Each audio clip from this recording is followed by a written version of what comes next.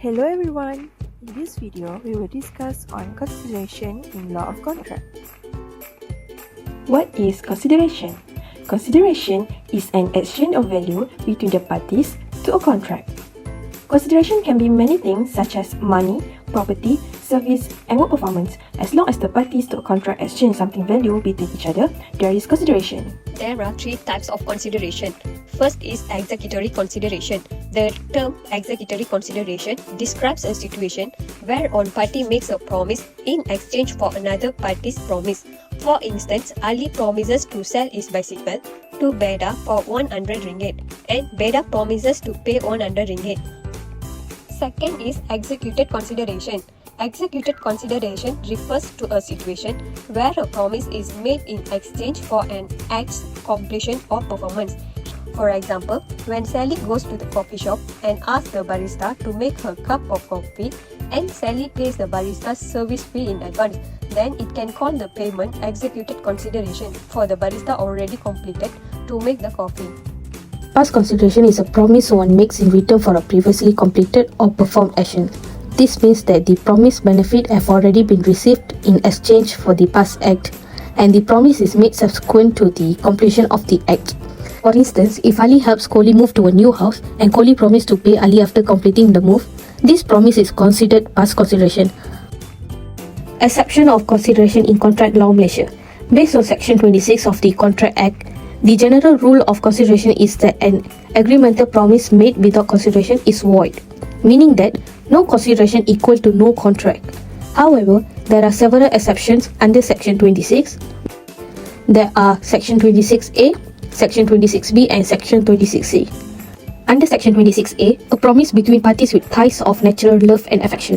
In Malaysia, a contract made between parties who share close relations and have a natural love and affection towards each other is legally enforceable even without any consideration. The case re Tan So Sim and Ors vs Tan So Kyu judicially construed the definition of natural love and affection in Malaysia.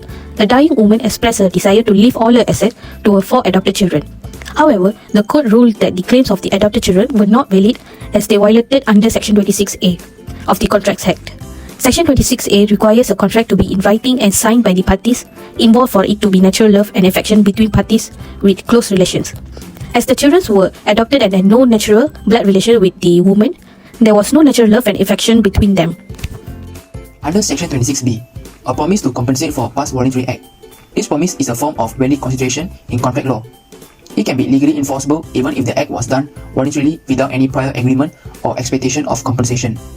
For instance, Lukman finds Kirana's wallet under his table and gives it to her. Kirana promises to Lukman 50 ringgit. This is regarded as a valid contract.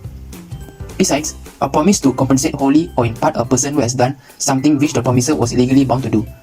This refers to a promise made by the promiser to compensate, either partially or wholly, a person who has done something that the promiser was legally obligated to do.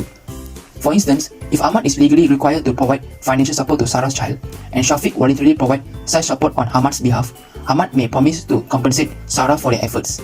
This promise will be considered legally enforceable, as Ahmad was legally required to provide the support that Shafiq provided voluntarily. Under Section 26C, an agreement to pay wholly or in part a statute bar debt. Here, the debtor promises to pay a debt that is no longer enforceable in court due to the expiration of the statute of limitations. For example, Ali owes 1,500 ringgit from Bakar, but the debt is barred by limitation.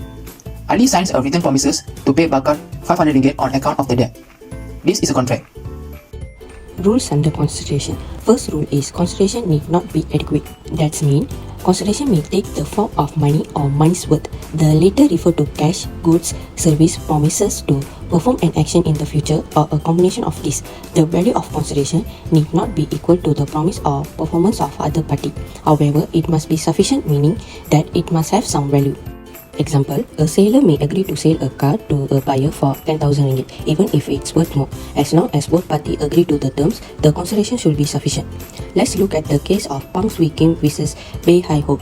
In this case, Pang Swee Kim entered into a contract with Bey Hai Hok to sell a subdivided land for 500 ringgit. The actual value of the land was found to be higher than accepted, and Bey Hai Hok refused to honor the contract when he found out. As a result, Pang Swee Kim sued him. In the case, the federal court ruled that the contract was valid by virtue of explanation 2 to Section 26.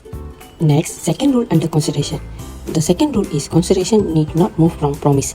Can a consideration move from a person who is not the promise? Yes, consideration can move from any person. A party to an agreement could enforce a promise even if they did not provide the consideration, as long as someone else did.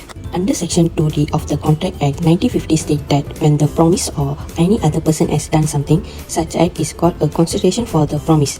In the Indian case of Venkat Chinnaya vs. Verikatramaya, her sister promised to pay an annuity to her brothers in exchange for nothing in return. On the same day, their mother gave the sister some land. As part of her promise to her brother, she was required to pay the annuity but failed to do so. Subsequently, she was sued by her brother. Moreover, the court found her liable to pay as there was consideration for the promise, although not from her brother. The third rule is waiver of performance. According to Section 64 of the contract, it stated that payment of a lesser sum in satisfaction of a bigger sum. This contract may also be discharged by the consent or agreement of all the parties in the form of waiver, release or remission, meaning that every promisee may dispense with or remit wholly or in part the performance or the promise made to him, or may extend the time such performance, or may accept instead of it any satisfaction when he thinks fit. For example, Adiba borrows money from Shida for 200 ringgit. Adiba then paid to Shida for 150 ringgit and Shida accepted by cash. In this situation, Shida is barred from claiming the balance 50 ringgit from Adiba. In this situation, once the payment of debt has been made, even the smaller amount, the creditor no longer has right to ask the debtor for the balance. In conclusion, consideration plays a central role in the creation of a possible contract. Without it, the contract is void and thus cannot be enforced. It is important to note that when you enter into a contract, you must have a valid consideration, adequacy of which is immaterial. It may be an act done in the past, present, or future. That's all from us. Thank you.